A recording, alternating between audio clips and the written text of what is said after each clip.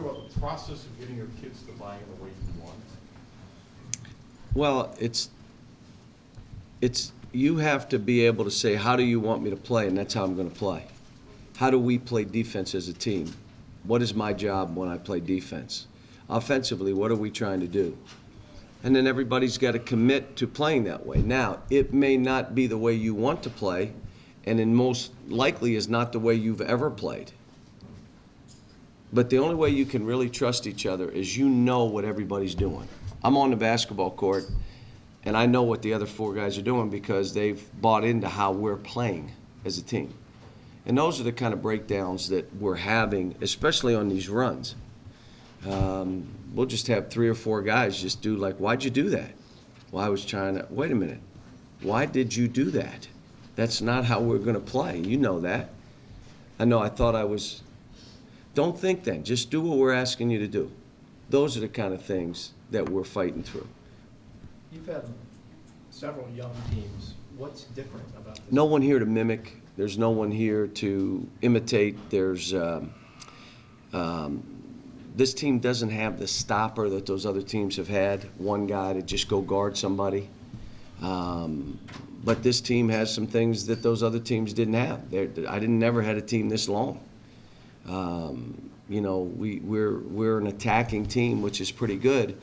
But those two areas, when a team gets on a run and you don't have a guy that just says, let me guard him, that's a difference. The emotional guy, let's go, let's stop this. That's enough. We're still, those are developing things within this team, and that happens over time. I mean, look, it doesn't happen overnight. It doesn't happen on one game. You got to take there's got to be crisis along the way, and they've got to adjust to it. They've got to show and grow, learn from it. We watched some tape at my house last night, last 13 minutes of the game, and just said, this is our game. And then there's 3 minutes to go. This is our game. We got the ball, and we let go. And here's why, and you just see it. Why'd you do that? Why didn't you just get strong to the rim? Why did you flip it? Why didn't you block out right there? Because if those are the kind of things that we're going through. But I'll say it again, I think guys are doing some good stuff, and we'll see. And so I think long-term, are you almost glad, in terms of a lesson, that these guys were able to see just how dramatically a game can turn in such a short No, we've seen time? it. We saw the Maryland game. We saw the Duke game. In reverse, well, in both ways. We saw the Louisville game, us go one way and then us come back. I talked to them about some of those football games. Guys are down 21 and 20. They just keep playing. They don't worry about that. What is in their mindset and what's in your mindset? How are you thinking when you're going through that stuff? And again, this is like even the game we had coming up, Tennessee is good. I don't care what anybody says, well, they've lost this game. Let me tell you, I just watched the tape. McCray, can score with the best of them, and Stokes inside. The other guys that got veterans, they are a good team. And it's going to be a hard challenge for these guys. It's another game in that list of games that you're going to have to play. This is a big game. Stokes says, we're winning in Rupp Arena. We're not losing in Rupp Arena. All right, how do you take on that challenge? Because I imagine he will be ready to play. John, what traits did DeAndre and Michael Kidd-Gilchrist have as a stopper that you would like? Took pride in it. They took pride in it. And just said, it's not acceptable. I'm playing you, and I'm not fouling you, and there's a pride in that, and you've got to take that on as who you want to be. Both of those guys have driven that trait to the NBA.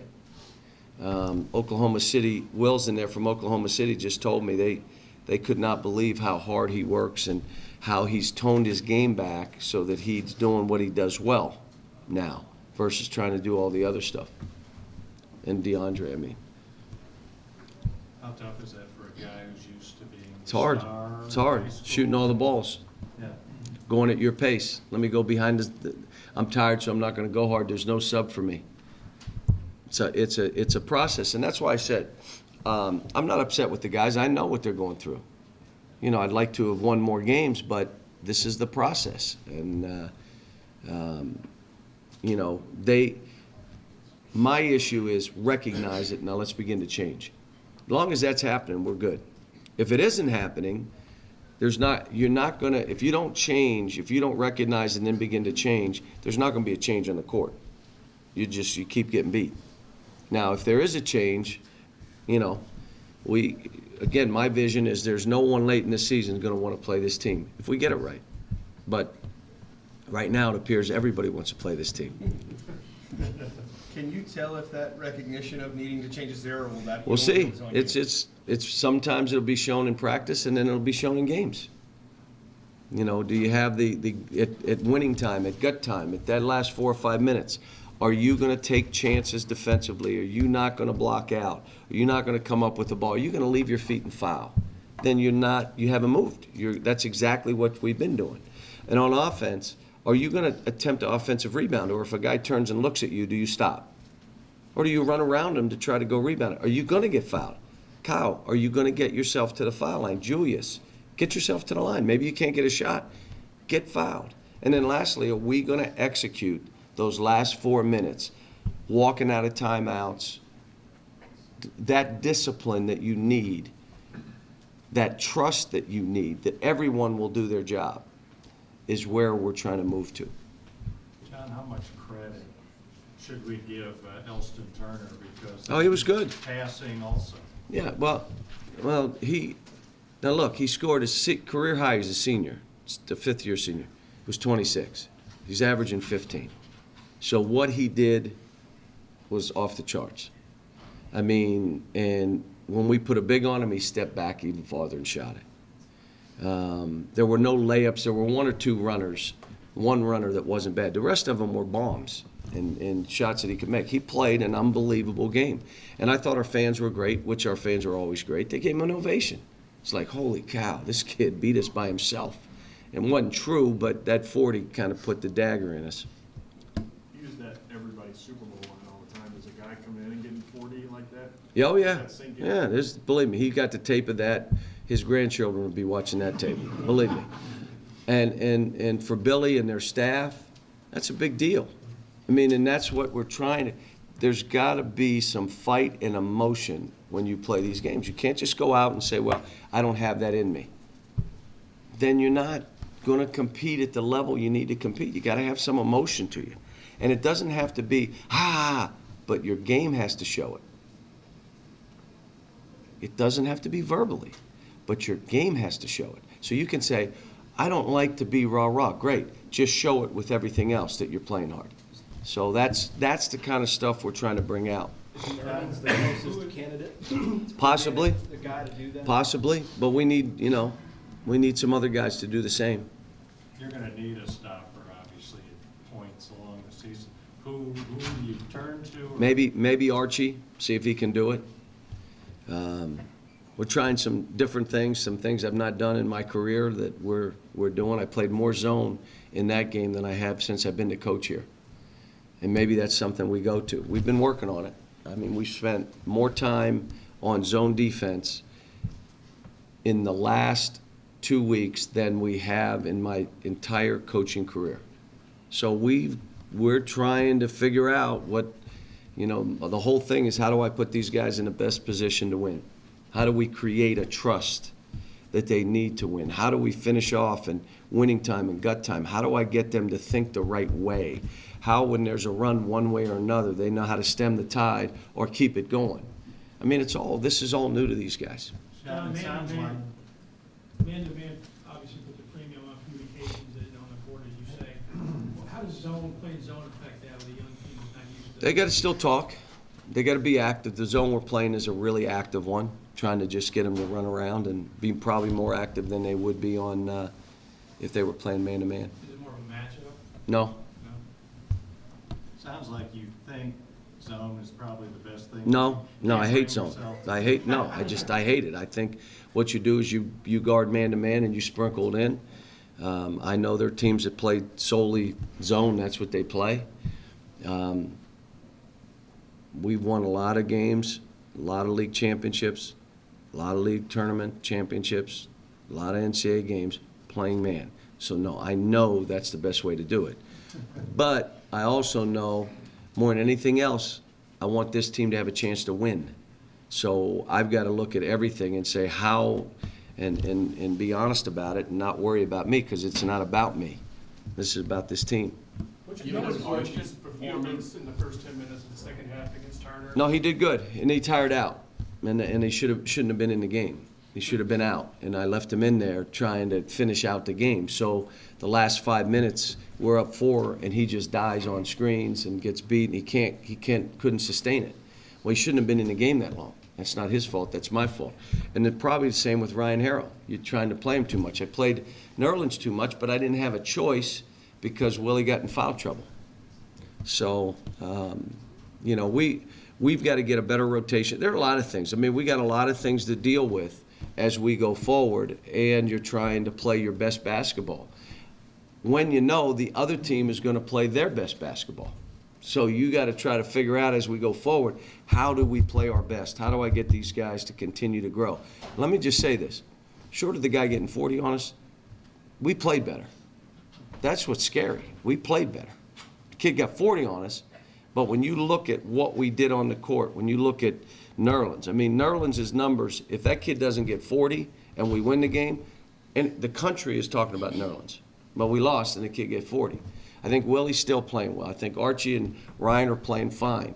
I think you'll have Julius, and we're trying to get Alex. We're doing everything we can. And when I watched the tape, Alex played fine.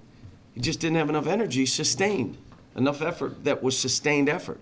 But when I watched the tape, he wasn't in knots playing basketball. It has nothing to do shooting, dribbling, doing all that stuff. It has nothing to do with that. It's a simple sustaining effort. Fighting screens, continuing to play, sprinting the court. That's what we're trying to work on with him. And he wants it bad. He's such a great kid and wants to please us and please me.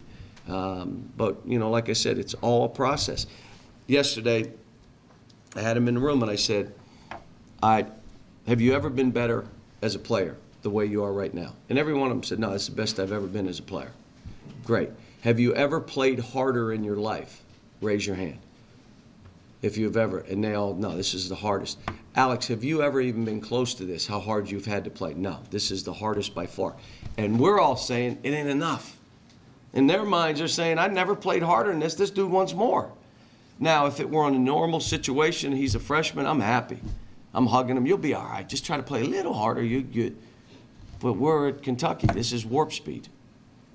Everything's on steroids. I mean, so you're challenging kids that are 17, 18, 19-year-old to be like Turner, 24 years old. You got to beat him. But you decided to come here. It wasn't me. I didn't beg you to come here. You knew coming in. And so I think they're getting the picture. And it's, you know, hey, we got a ways to go. I'm telling you, the game Tuesday is going to be a hard game for us. But I'm anxious to see how they respond. I'm anxious to see how tough they play. Those are all good things. How do you get out to the free throw line? You got to be aggressive, play through bumps, and be tough, and ball fake, and go in with the idea I'm going to get fouled. I'm not going to avoid the contact and say, well, the guy grabbed me. They ain't calling that. I mean, you got to go in with an idea where it hit basket. Same on a ball fake inside. Ball fake and go through. Not ball fake and avoid, fade away, or step back. All that stuff that we're doing, you can't get fouled. And they're not going to just give us calls. So you got to create that contact and get a foul and get to the line. I mean, like I said, last game you say, how could you say you played better? We only had 9 turnovers. We had 2 in the last 30 seconds or whatever. 9 turnovers. We offensive rebounding, they got too many in the first half. We settled down in the second half. Field goal percentage, 45, 46%. Not great, but not bad for us. Free throw percentage, what we did. We missed some threes, but what the numbers would say, all right, someone has the ball for the last shot. But it's not, wasn't the case. So, thanks.